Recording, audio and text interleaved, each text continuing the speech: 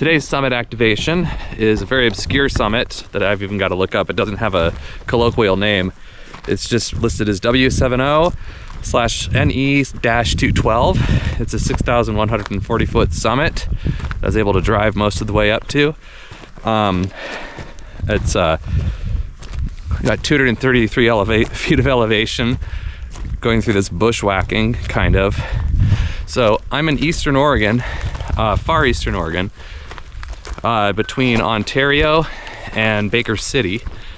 And there's an exit off the freeway there. It says Lookout Mountain. So I got curious and I said to myself, well, why not check it out? I have my gear with me. The drive up to Lookout Mountain though is a 50-minute drive, 55-minute drive. And there's thunderstorms in the area. When I kind of looked over toward Lookout Mountain, I can see it in that direction. And it looks like the last place I'd want to be during a thunderstorm. Although to be fair, so is this. But it looks like there's nothing in the vicinity. It's all set up. I'm walking through cow pies and fireweed. This is not firewood, I'm not sure what it is. I smell tarweed. That's a beautiful smell. It's a nice little forest. These are park-like stands. These are park-like stands of trees. Very Eastern Oregon, beautiful road up here. And it only has one activation. And the last activation was way back in 2012. So I figure, 11 years is enough, right? Hopefully the band conditions hold out and I'll give it its second activation in 11 years. I don't know why. Most people don't ever want to stop when they're doing that drive between Boise and Portland or Salt Lake City and Portland, because it's just a part of the drive where you're just like, oh man, get me to a city, get me to civilization, something. But hey, if you got an hour or two extra, which I do because I did this trip in stages, why not give it a shot? A lot of hoof prints, lots of cow poop. So I'm not alone up here. At least, personally not alone. At the very least, there's cows up here. And I guess if I'm really lucky, maybe I'll beat a rancher too, I don't know.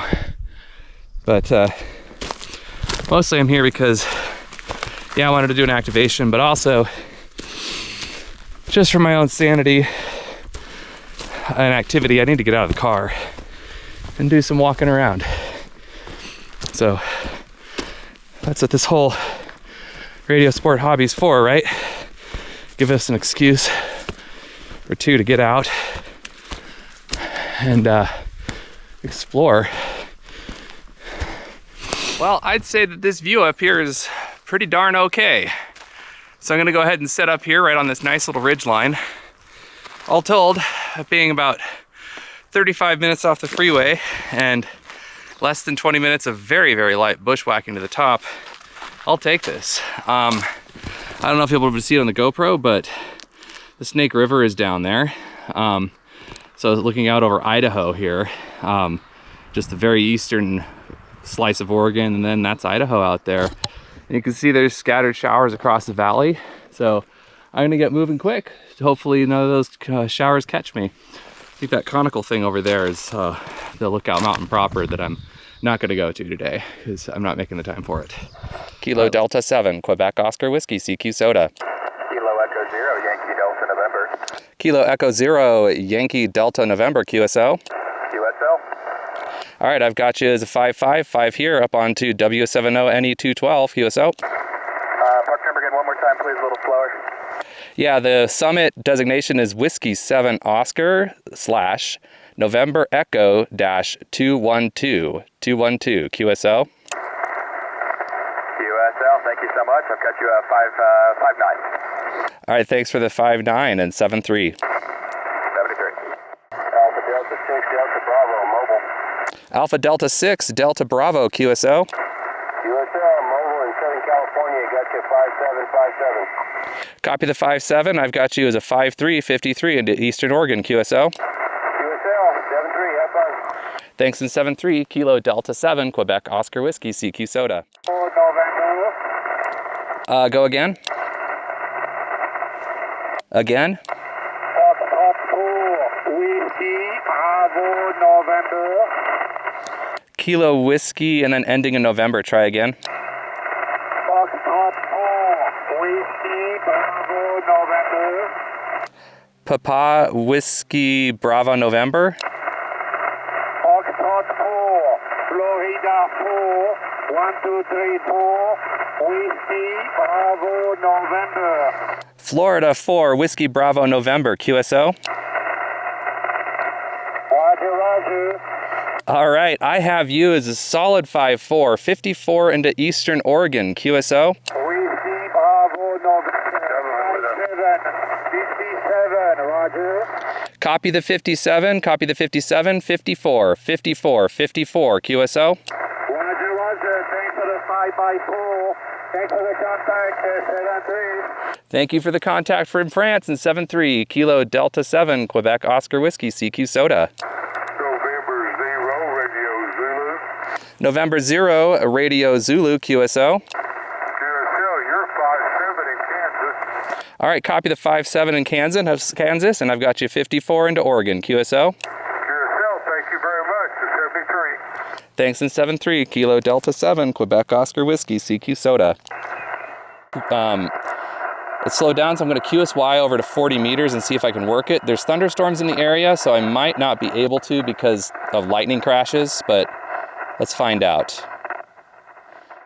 Kilo Delta 7, Quebec Oscar Whiskey, CQ Soda. Whiskey 6, Tango Delta X-Ray, QSL. QSL, you're 5 and 5, 55 over here in the western Oregon. Copy the 5-5, and you're about a 3 and 5, 3 and 5. You're getting lost in the lightning crashes. QSO?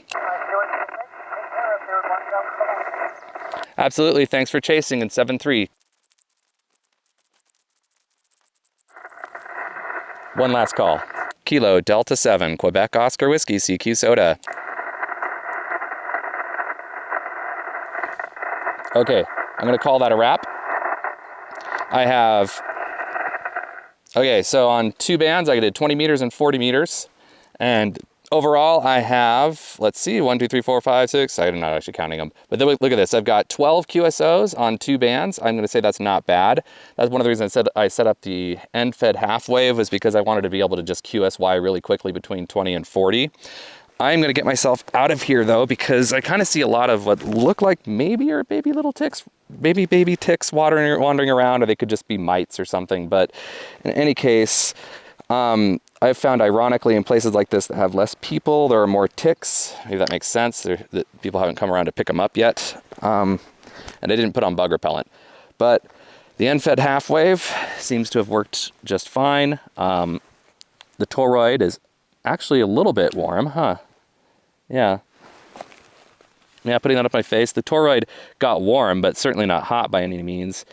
Definitely nowhere near its Curie temperature, but running up this RG174 cable over to the FT891 on 100 watts off of a 12 ampere-hour battery. So that made the QSOs happen pretty quickly, maybe 15 minutes of total calling, and I've got 12 QSOs, so I can't complain. I didn't use the carbon fiber mast this time. I used the beefier fiberglass mast with the half wave. So I have my 3rd guy line going to that tree branch, and then it goes up to the antenna, which then goes past all those links, which if I were to do it again, I would not build a link to end-fed half wave again. The links don't work all that well. And then the other end of it comes down to this juniper over here that I'm tied off to. So I want to get home today. So I'm gonna go ahead and be done, but this was a great spot to activate. It worked out really well. Also, you can see how dark and ominous the sky is to my east. And I was listening to the weather radio on the way in on my mobile rig, and it sounds like there's a severe thunderstorm out there. So before I tempt fate with severe thunderstorms here over the mountains, I'm going to go ahead and take down the radio. But overall, yeah, you know, I probably could have done the activation on 10 watts. I bet it would have worked, but because I did the activation on 100 watts, it probably went quite a bit faster just getting it done. And I'm glad, once again, that I QSY'd to 40 meters so I could pick up those local, local, like band in Oregon, right? But regional contacts in California, Oregon, Washington, Canada. But that was still a little bit difficult because I could tell there were some call signs in there that I was losing in the lightning crashes that are very, very prominent because they're really close to me. So I'm getting S20, 20 over S9 lightning crashes. But overall, great, fantastic. I declare this activation a success. Okay, a little addendum. So just for the fun of it, I decided to see if I could do a 2-meter activation from up here. Just on the calling frequency, and I got 5 QSOs on the calling frequency from all of them from Idaho. So there's a clear line, and I can see now that I'm looking, I could see out to the city out there. I'm probably looking out at, if I'm guessing, I'm looking out at probably Fruitland or maybe Payette, Idaho. But anyhow, I was getting people about 50 miles away with my little 5-watt HT. On the top of this mountain. So there's a clear sight into Idaho, was no problem. Got people who were just mobile that just happened to be listening and they got me. So yeah, there's another QSY that I'm really glad I made. I'm really glad I made the QSY to 40 to get regionals, and I'm glad I made the 2-meter QSY to get locals. So you never know. And that's gonna bring my QSO count up. It was 5, so I was at 13, did I say? So it brings me up to 18 QSOs here on this rarely activated summit. So man, if you are on the freeway between, if you're ever on the freeway between, on I-84, between Boise and Portland, like if you're on I-84, especially between Baker City and Ontario, man, it's worth your time to come up to one of these side summits here.